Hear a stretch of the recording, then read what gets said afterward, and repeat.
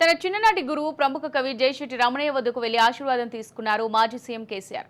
వయోభారంతో అనారోగ్యంతో విశ్రాంతి తీసుకుంటున్న వారిని కేసీఆర్ పరామర్శించారు.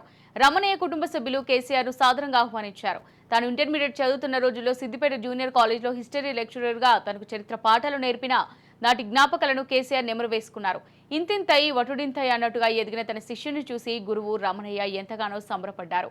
ఓ పావుగంట పాటు ఇష్టాగోష్ఠి సాగించారు. అనంతరం గురువు వద్ద మరోసారి ఆశీర్వాదం వీడ్కోలు తీసుకున్నారు కేసీఆర్.